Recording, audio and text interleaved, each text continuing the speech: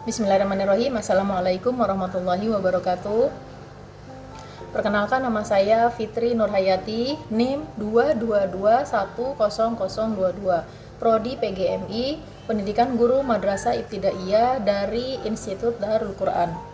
Saya akan menjawab beberapa soal ujian tengah semester ini dengan mata kuliah Psikologi Perkembangan Pendidikan Anak Usia MI, Madrasah Ibtidaiyah atau sederajat dengan SD sekolah dasar yang dibimbing oleh dosen saya bernama Ustadz Miftahuddin MPD. Bismillahirrahmanirrahim. Di sini saya akan mencoba untuk menjawab perbedaan pertumbuhan dan perkembangan. Jadi pertumbuhan adalah suatu perubahan terhadap bentuk fisik, yaitu bertambahnya berat badan dan tinggi badan. Tetapi bukan hanya sekedar hal itu saja, ada 6 hal yang harus kita ketahui. Contohnya, 1. Kita bisa mengetahui berat badan. 2. Tinggi badan. 3. Lingkar kepala. 4. Lingkar lengan atas. 5. Ketebalan lipatan kulit. Kemudian yang ke-6 adalah proporsi tubuh atau disebut dengan perawakan.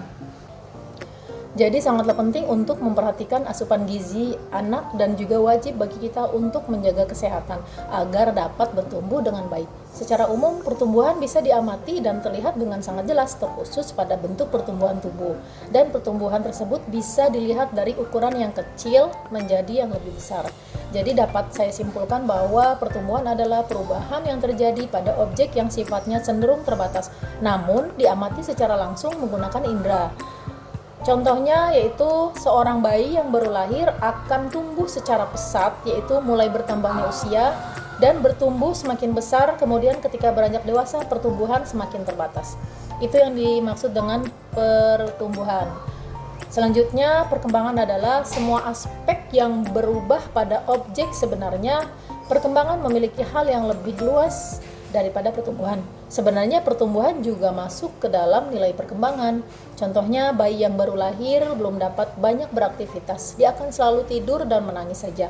Seiring berjalannya waktu, bayi tersebut mulai dapat merangkak, kemudian duduk, juga mulai bisa mengeluarkan kalimat-kalimat pendek yang bisa diajak komunikasi dengan keluarganya. Nah, itu disebut dengan perkembangan. Juga perkembangan dan pertumbuhan ini sangat dipengaruhi oleh faktor nilai gizi. Jadi jika gizinya cukup juga dalam keadaan sehat selalu, maka akan bertumbuh dan berkembang dengan baik.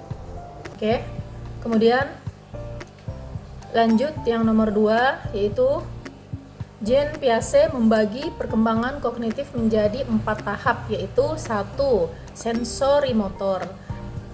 Anak mulai dari usia baru lahir sampai 2 tahun, yaitu gerakan masih terbatas pada gerak refleks dan panca indera. Kemudian memiliki sifat egosentrisme, yaitu dalam usia ini anak belum dapat memenuhi keinginan, kebutuhan maupun kepentingan orang lain. Anak hanya ingin dan mau semua keinginannya terpenuhi, sehingga ini yang disebut dengan egosentrisme. Lalu pada usia 18 bulan mulai mengenai fungsi barang yang ada di sekitar dan sudah dapat mengenali anggota keluarganya.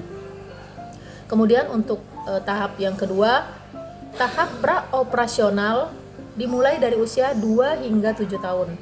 Terdiri dari 2 subtahap ya, yaitu yang pertama fungsi simbolis, yang kedua pemikiran intuitif.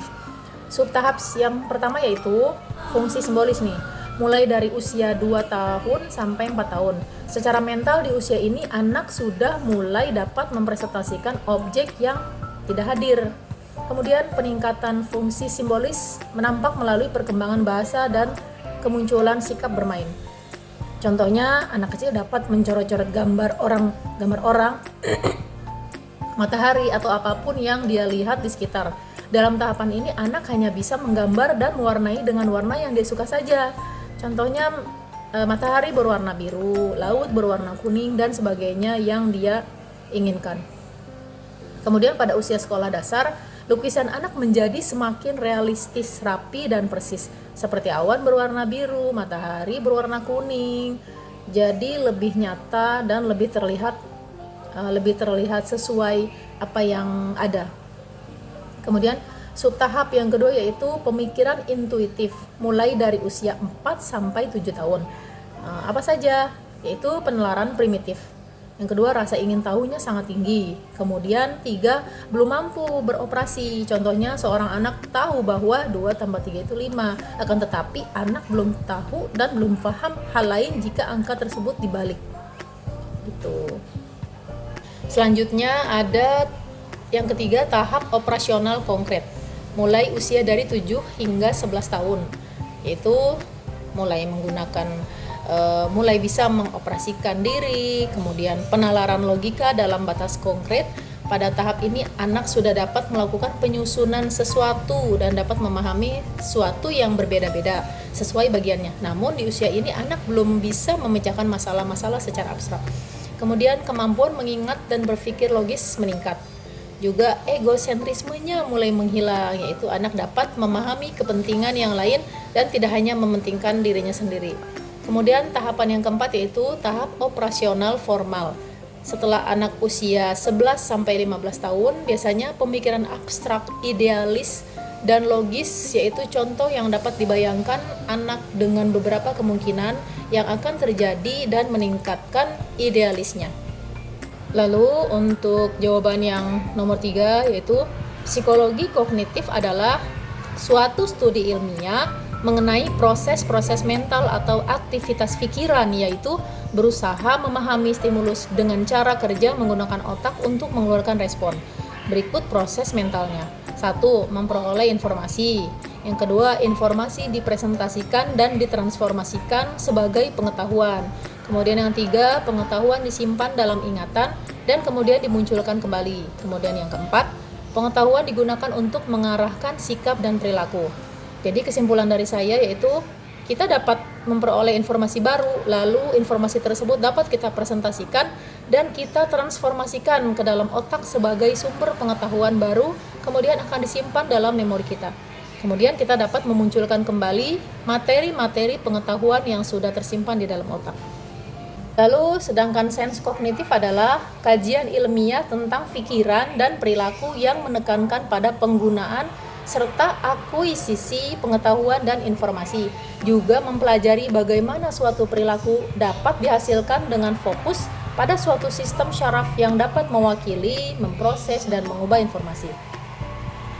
Kemudian yang keempat, persamaan perkembangan humanistik. Persamaan perkembangan humanistik yaitu 1. Sama-sama meneliti di bidang psikolog humanistik. Terus yang kedua, dua-duanya memandang orang melalui pandangan positif, yaitu menekankan kepada kualitas batin dan kemampuan mereka untuk tumbuh berkembang. Kemudian untuk perbedaannya yaitu perbedaan humanistik antara Maslow dan Roger, yaitu 1. Maslow sepenuhnya mengakui aktualisasi diri individu itu adalah kebutuhan tertinggi dari hierarki.